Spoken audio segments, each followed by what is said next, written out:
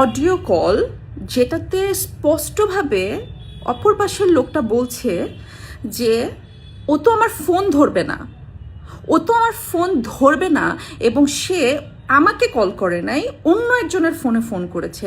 তার মানে আপনারা কি এটুকু বোঝেন না যে আমি তার ফোন ধরি না, বা আমাকে আমার ফোনে সে রিচ করতে পারে না, আমি যে তার সাথে কথা বলি না এবং আমাকে যে সে রিচ করতে পারে না, এই জন্যই তো সে অন্য একজনকে ফোন করে আমার সাথে কথা বলেছে, বিকজ সে আমাকে রিচ করতে পারে না।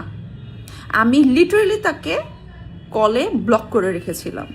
সেই স্পষ্টভাবে বলতেছে যে ও তো আমার ফোন ধরবে না, সেই স্পষ্টভাবে বলছে যে আমি র্যাব পাঠাবো, এনএসআই পাঠাবো, ডিজিএফআই পাঠাবো।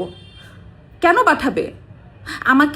আমার সাথে যদি তার কুলুকুলু সম্পর্ক থাকতো তাহলে আমাকে বলতো এই মাহি, বা আমাকে ফোনও করতো না, আমাকে টেক্সট করতো, আমি তো দৌড় দিতাম। সে আমাকে লিটারেলি বলতেছে যে পুলিশ পাঠাবে, র্যাব পাঠাবে। তার মানে আমি কি পরিমাণে তাকে ইগনোর করছি যে আমাকে এগুলো পাঠায় তাকে নিতে হবে। আপনারা এটা বুঝেন না? আমি ওই সময়ে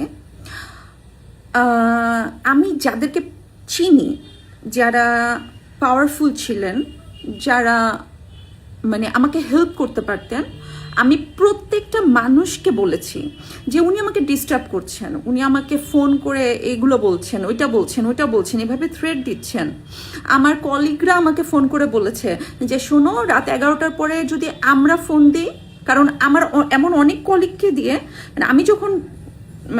যখন সে রিচ করতে পারতেছে না, তখন আমার অনেক কলিগ রাত 11টা-12টার দিকে আমাকে ফোন করতো, যারা আমাকে নর্মালি এরকম সময় ফোন করে না। তো তারা যখন আমাকে ফোন করতো, দেখতাম উনি কথা বলছে, তখন আমি রাগ করতাম যে কেন ফোন ধরে দিলাম। ওখান থেকে বের হয়ে ওরা আমাকে বলতো যে শোনো, রাত 11টার পরে ফোন দিলে তুমি ধরবা না আমাদের ফোন, তুমি বুঝবা যে উনি আমাদের সামনে আছেন।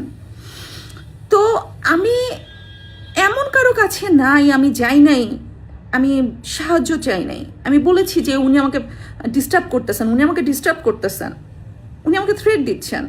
কিন্তু সবার একটাই কথা ছিল যে উনি তো আসলে মন্ত্রী, উনার কি করব, বা কোন পুলিশের কাছে আসলে আমি রিচ করতে পারি নাই কাউকে।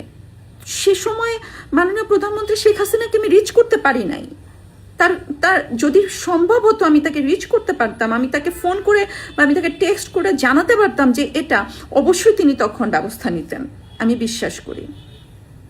কিন্তু যেহেতু তখন আমি পারি নাই, সো এটা আমাকে খুব পোলাইটলি আমাকে হ্যান্ডেল করতে হয়েছে। আমি ফোনে তাকে গালিগালাজ করতে পারি নাই। তখন আমার পাশে রকিব ছিল না। রকিব থাকলে অ্যাটলিস্ট রকিব হয়তো বা গালিগালাজ করতে পারতো। তখন এমন কেউ ছিল না যে তার বউকে ডিস্টার্ব করতেছে এজন্য একটা মন্ত্রীকে গালিগালাজ করবে বা তার বিরুদ্ধে কোনো অ্যাকশন নেবে। সো আমি নিরুপায় ছিলাম, আমি আমার মতন করে হ্যান্ডেল করেছি। আমি যেভাবে সেফ হওয়া দরকার আমি সেভাবে সেফ হয়েছি। আপনারা বলতে পারেন যে ওই পাশ থেকে গালিগালাজ করছে, তুমি তো হেসে হেসে কথা বলেছ, তো আমি কিভাবে কথা বলবো? আমি কি উনাকে গালিগালাজ করব, পরে আমার কোনো ক্ষতি হয়ে গেলে তখন আপনি দায়িত্ব নিতেন না?